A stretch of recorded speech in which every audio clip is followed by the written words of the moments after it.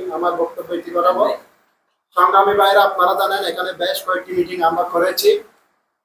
আপনাদের পরামর্শক্রমে, আপনাদের সহযোগিতায়, আপনাদের আশার প্রতিফলন ঘটেছে আজকে, যে আপনারা বলেছেন যে একটু দেরি করে হোক, কিন্তু আমরা যেন রোশাঙ্গিরিতে প্রতিটা ইউনিট থেকে, প্রতিটা ওয়ার্ড থেকে যেন আমাদের কর্মী আমরা সৃষ্টি করতে পারি, নতুন কর্মী যেন আমরা আনতে পারি। তো আপনারা সেটা বাস্তব রূপ দিয়েছেন, সেজন্য আপনাদেরকে মোবারকবাদ এবং ধন্যবাদ জানাচ্ছি।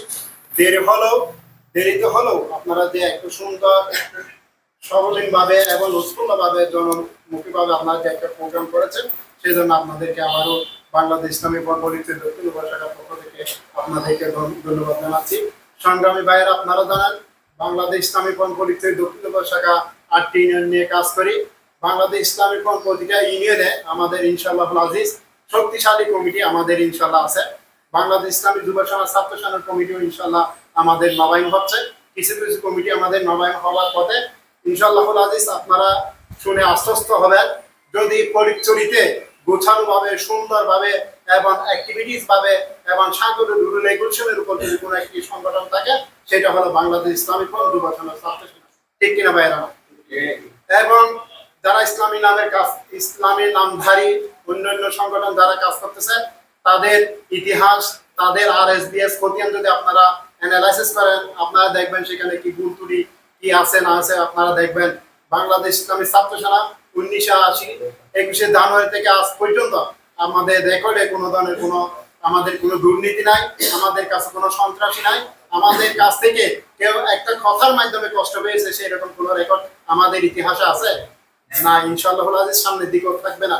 আপনাদের আর একটু আশ্বস্ত করতেছি যে আপনারা হয়তো বলতে পারবেন আমাদের সংগঠন এতদিন হয়েছে, আমরা একটা প্ল্যাটফর্মে আমরা সংসদে পর্যন্ত দিতে পারি নাই।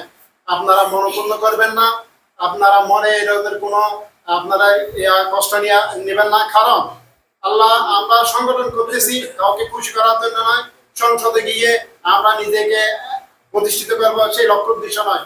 আমাদের একটি লক্ষ্য উদ্দেশ্য, সেটা হলো আল্লাহ এবং আল্লাহ রাসূলকে সন্তুষ্ট করা। ঠিক কিনা? আমরা এখানে সংগঠন করি কাউকে খুশি করার জন্য নয়, কারো থেকে বাহাবা হওয়ার জন্য নয়। আমরা যে নামাজ, রোজা, হজ, যাকাত, দান সদকা করি, যেভাবে আমরা ইবাদত নিয়ে আমরা ওগুলা করি, সেম আমরা সংগঠনে কাজ করি সম্পূর্ণ ইবাদতের নিয়ে। ঠিক কিনা? তখন আমাদেরকে কামিয়াবি করবে, তখন আমাদেরকে সংগঠনে নিয়ে, আমাদেরকে সংসদে নিয়ে, আমাদেরকে সমাজ প্রতিষ্ঠার ব্যবস্থায় আমাদেরকে আল্লাহ পাক আমাদেরকে নিয়োজিত করবে, সেটা আল্লাহ পাক রব্বুল আলামিন ভালো জানে। ঠিক কিনা? কিন্তু আমাদের কাজ হলো মাঠে ময়দানে ঝাঁপিয়ে পড়ে আমাদের কাজ করা। কিন্তু সেই সোনালী স্বপ্ন আমাদের ইনশাআল্লাহ সামনের দিকে আমাদের দিকে হাত পানি দিয়ে ডাকতেছে। আপনারা অবশ্যই পরিলক্ষিত করেছেন 26 তারিখ দিয়ে আমাদের ঢাকাতে প্রোগ্রাম হয়েছে। আমার পূর্ববর্তী একদম বক্তা বলছে আমাদের 1% কর্মীও, আমাদের 1% জনসাধারণ এখানে যায় নাই, শুধুমাত্র 0.5% আমাদের এখানে আমাদের জনসমর্থন গিয়েছে। আমরা শুধু 5% যদি জনসমর্থন আমাদের সুন্নি সমর্থন ভাইরা ঢাকা শহরে যেতাম, তাহলে পুরো ঢাকা শহর ব্লক হয়ে যেত।